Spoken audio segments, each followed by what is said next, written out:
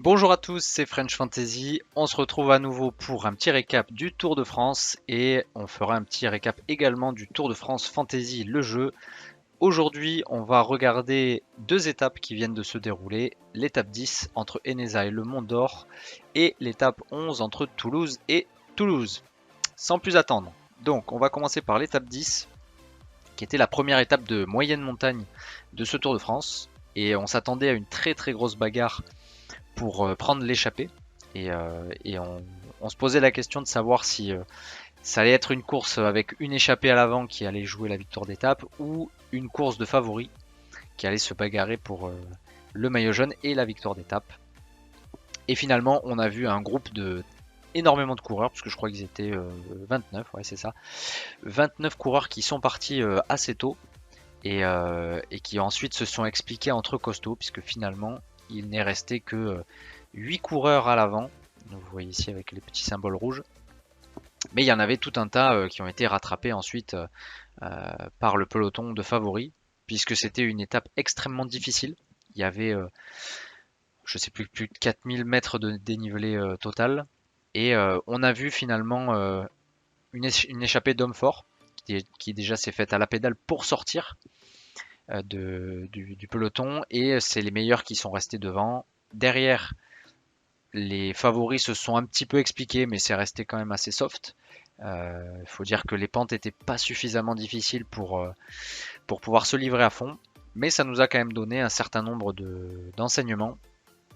Voilà, donc au niveau du classement, c'est Simon Yates, le Britannique de la Team Visma Lease a Bike, qui remporte l'étape à l'arraché devant Timen Arensman, le Hollandais de l'Ineos Grenadier. Ben Illy termine troisième sur le podium et remporte le maillot jaune. Donc grosse performance de l'Irlandais qui a tracté ses équipiers, enfin ses compatriotes d'échappée pendant des kilomètres et des kilomètres. Vraiment un exploit de Ben Illy.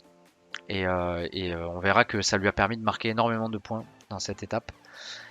Ensuite des hommes forts qui terminent juste derrière: Ben O'Connor, Michael Storer, Joseph Blackmore, Anders Johannessen et Lenny Martinez 8ème. Lenny Martinez rattrapé par les deux favoris du général, Pogacar et Vingegaard, qui terminent dans sa roue.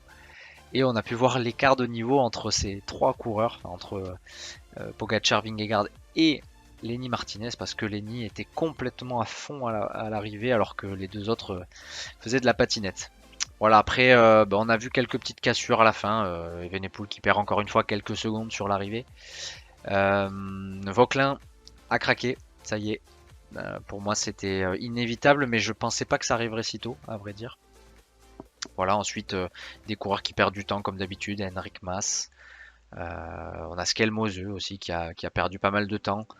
Voilà.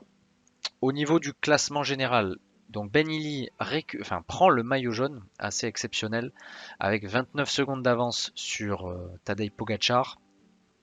Ensuite, on a Evenepoel 3ème, Vingegaard 4ème, Jorgensen 5ème et Vauquelin qui redescend à la 6ème place. Voilà, au classement du meilleur sprinter, c'est toujours Jonathan Milan qui est premier avec pas mal d'avance sur Tadej Pogacar, Biniam Girmay, Merlier, Van Der Poel, Turgis, Vingegaard, Groves et Quinn Simmons qui arrive dans le top 10. Au maillot du meilleur grimpeur, c'est Lenny Martinez donc, qui a fait le plein de points sur cette étape. Il prend le maillot à poids avec une belle avance devant Ben Illy, Michael Woods et Tim Wellens, Arensman et Pogacar juste après. Au classement du meilleur jeune, c'est Ben Illy qui rafle la mise avec une 29 d'avance maintenant sur Remco, Evenepoel et Kevin Vauquelin qui redescend à la 3ème place. Oscar Onley toujours en embuscade avec Lipovic, Carlos Rodriguez et un petit peu plus loin on retrouve Mathias Kelmose. Donc si on regarde au niveau des résultats sur cette étape 10, eh bien on voit que Ben Illy a fait un carton plein, 408 points, ce qui est assez incroyable, avec 716 points si jamais vous l'aviez en capitaine de route, donc avec 308 points uniquement sur l'étape. Donc si jamais vous avez eu la bonne idée de le prendre sur cette étape, vous avez pu faire déjà un très bon rapproché au général. Et puis si vous l'avez mis en capitaine, je pense que vous êtes aujourd'hui dans peut-être les premiers du classement général mondial. On a ensuite Simon Yates, en fait les coéquipiers d'échappée, Simon Yates, Arensman, O'Connor, Martinez, Storer et Johansen, Blackmore, Simmons, Woods, tout cela qui termine voilà, dans les 10 premiers sur l'étape.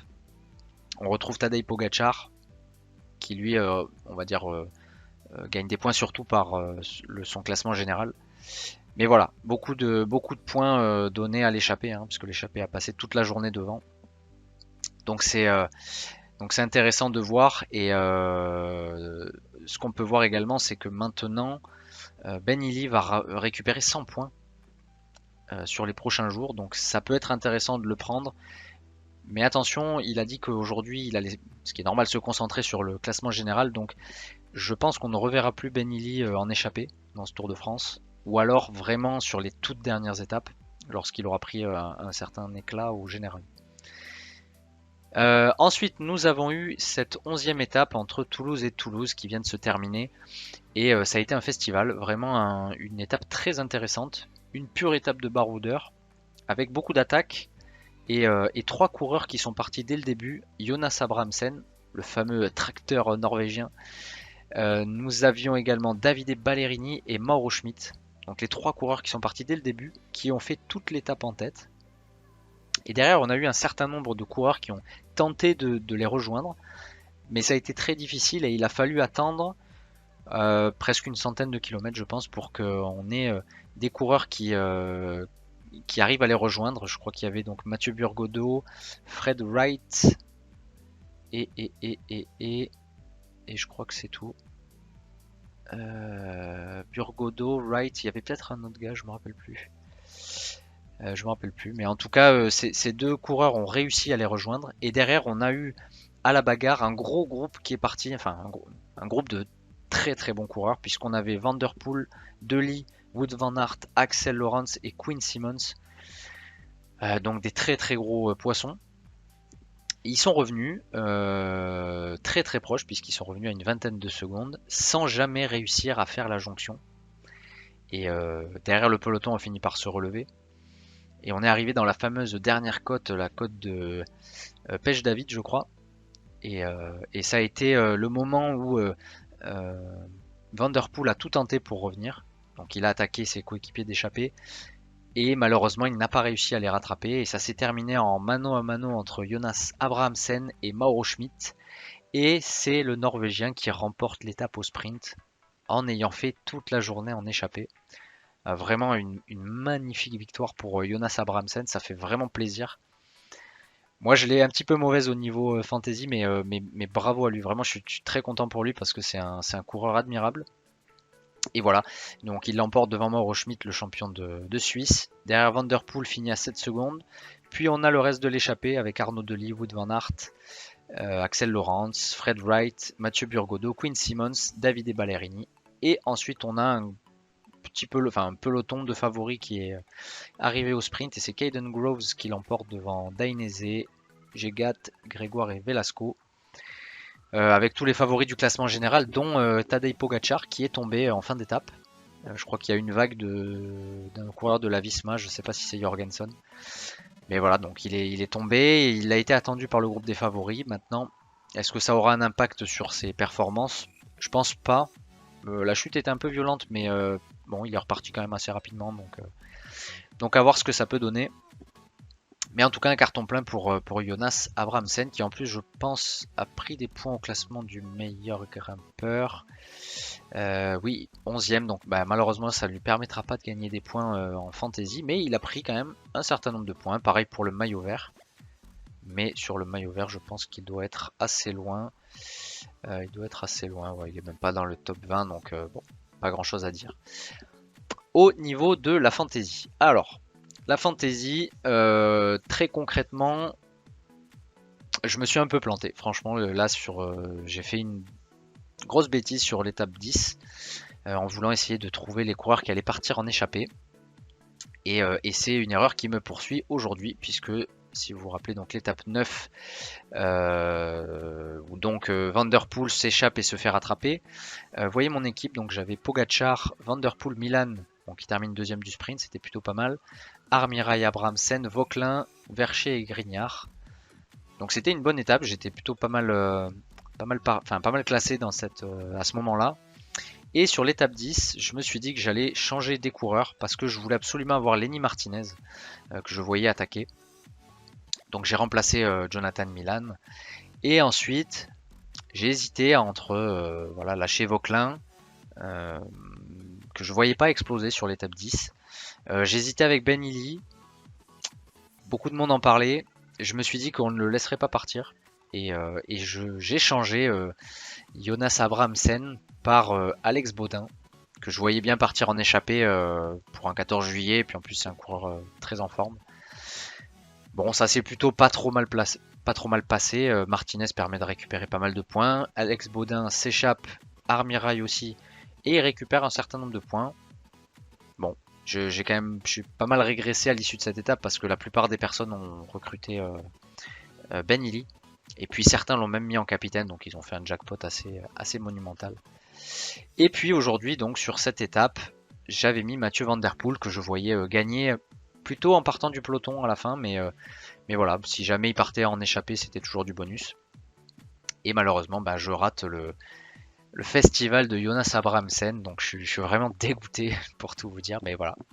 En tout cas, ça m'apprendra. Je pense que c'était pas nécessaire de le lâcher aussitôt. Et bah, le move c'était plutôt de lâcher Vauquelin que j'ai gardé peut-être un petit peu trop. Donc surtout pas lâcher un coureur pour un autre qui peut partir en échappée, c'est jamais une bonne option parce que c'est prendre un risque pour pas grand chose. Et ça surtout ça crame un transfert. Et les transferts sont assez rares.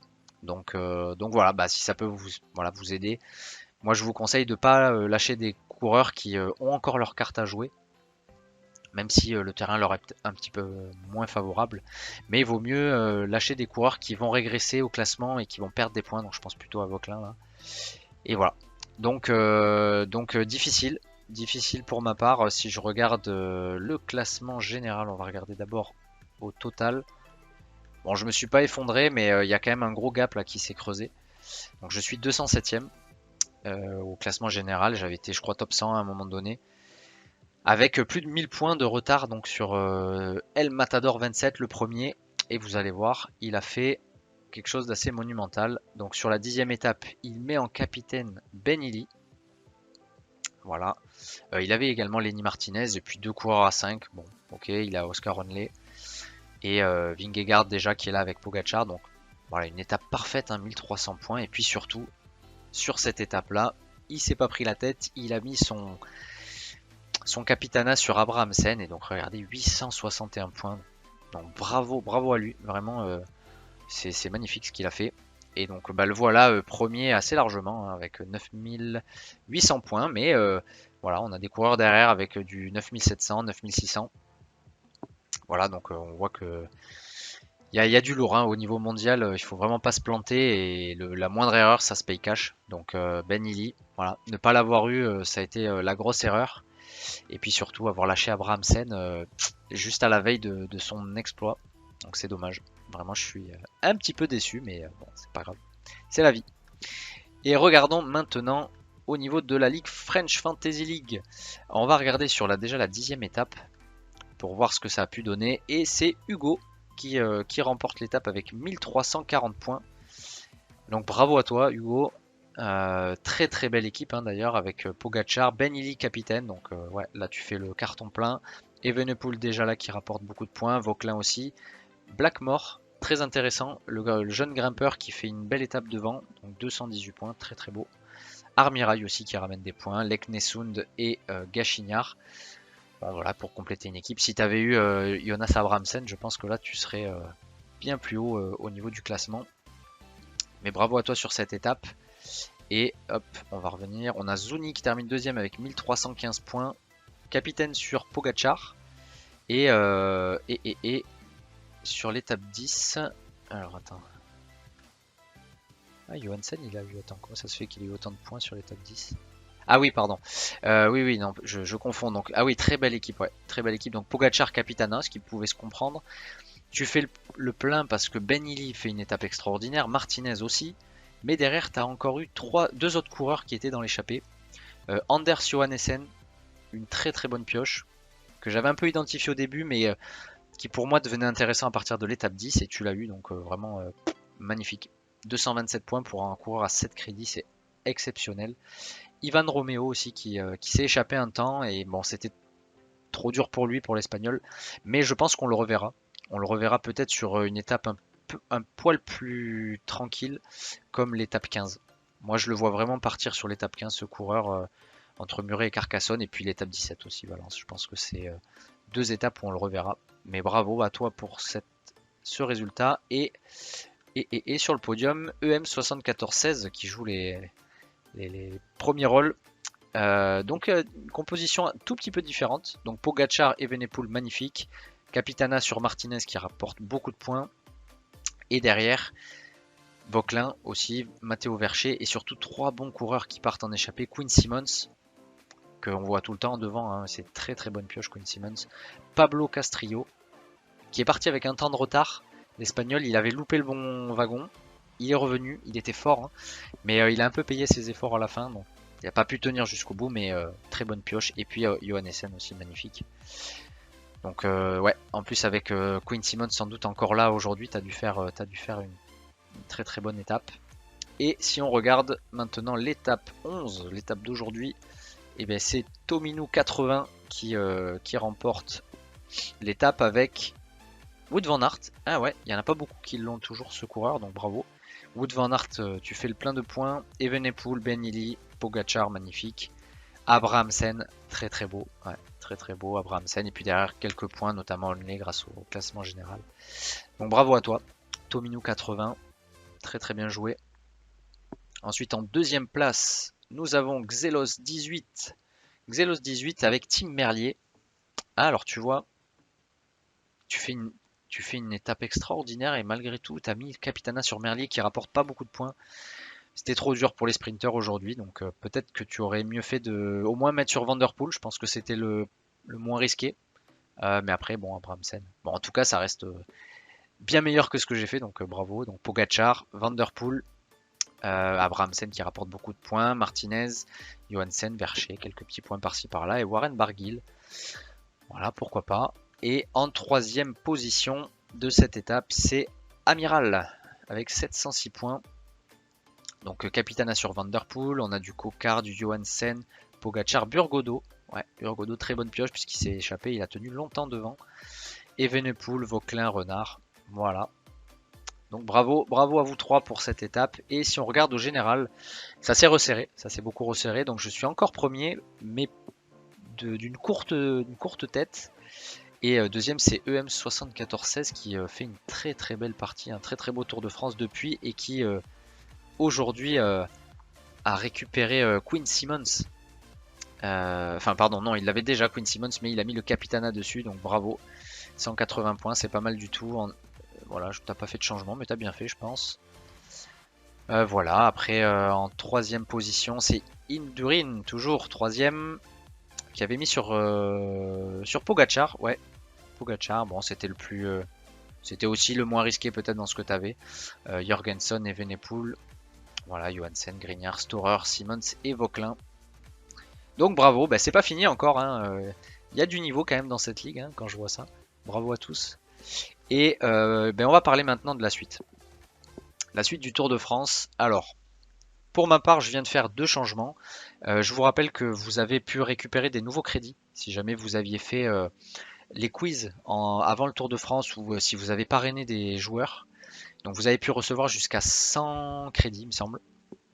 Donc ce qui fait deux changements, ce qui n'est pas négligeable. Et ben, c'est le moment peut-être de les utiliser si vous êtes en retard, si vous manque des coureurs grimpeurs et si vous avez des sprinters par exemple ou des punchers qui pour vous vont être moins présents. Voilà, donc pour ma part, je viens de refaire deux changements aujourd'hui là. Et il me reste que trois transferts potentiels. Donc je suis un peu. Voilà, je sens que maintenant il va falloir que j'économise au maximum. Si j'avais pas fait le changement de Baudin, bah, je serais mieux placé au général et j'aurais 4 transferts potentiels, je serais beaucoup plus confortable.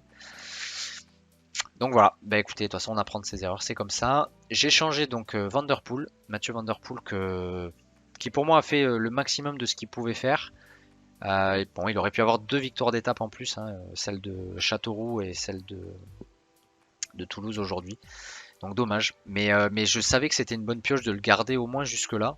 Donc je suis quand même très content de ce qu'il a fait. Voilà.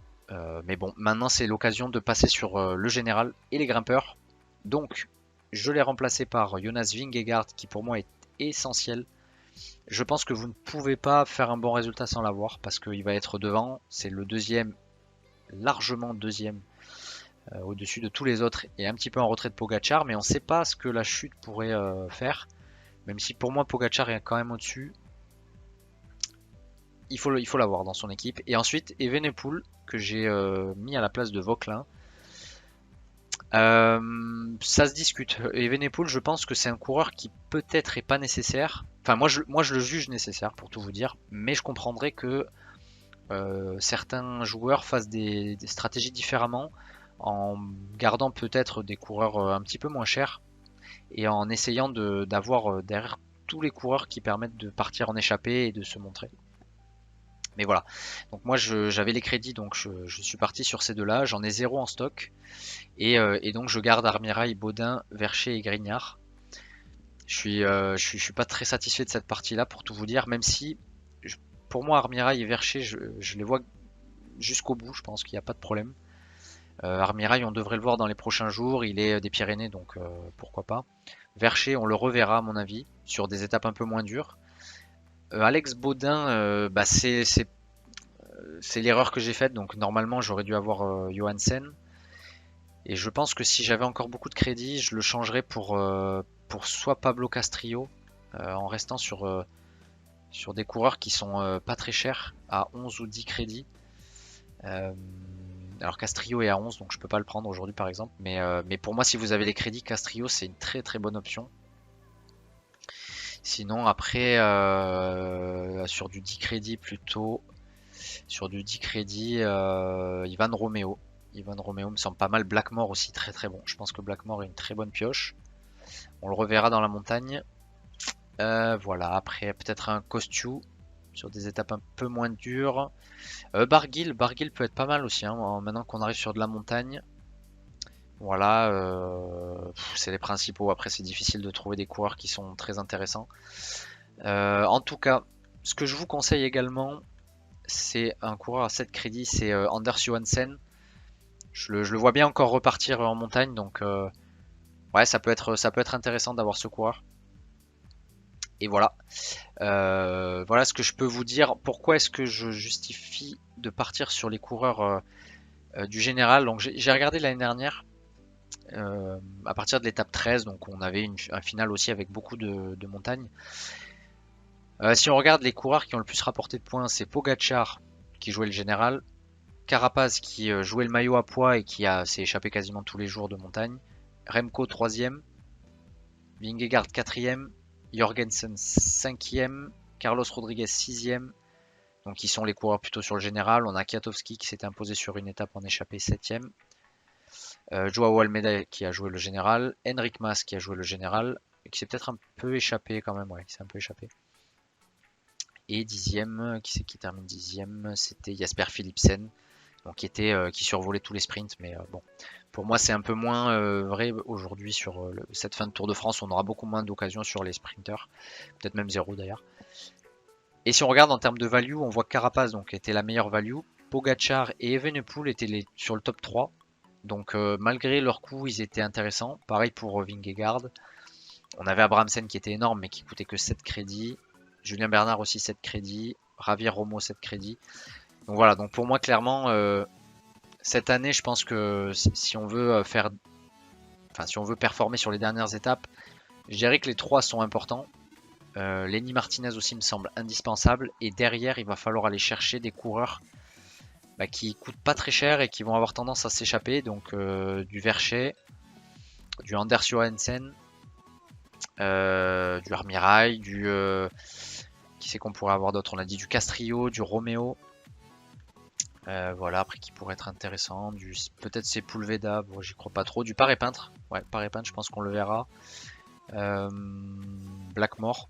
Ouais, Blackmore intéressant. Voilà, après du Champoussin, je pense qu'on devrait le revoir, pardon. Lek Nesund aussi, pourquoi pas. Voilà, peut-être du Vandenbroek. Peut-être du Vandenbroek et Mauro Schmidt, je pense qu'on le reverra plus trop. Du Velasco peut-être. Ouais, Velasco, j'y crois pas trop. Et du Guillaume Martin, je pense que Guillaume Martin aussi, on va le revoir. Michael Woods aussi. Voilà, et puis bien sûr Quinn Simmons, hein, à mon avis, on le reverra encore à l'avant. Voilà, et bien écoutez, c'était French Fantasy. J'espère que ça vous plaît toujours. N'hésitez pas à mettre un petit like. Et puis je suis curieux de savoir sur qui vous partez là sur les prochains jours. Qui c'est pour vous la pépite qui va animer la deuxième et troisième semaine et qui va permettre de gagner des places au maximum. Voilà, bah écoutez, je vous dis à la prochaine. Ciao!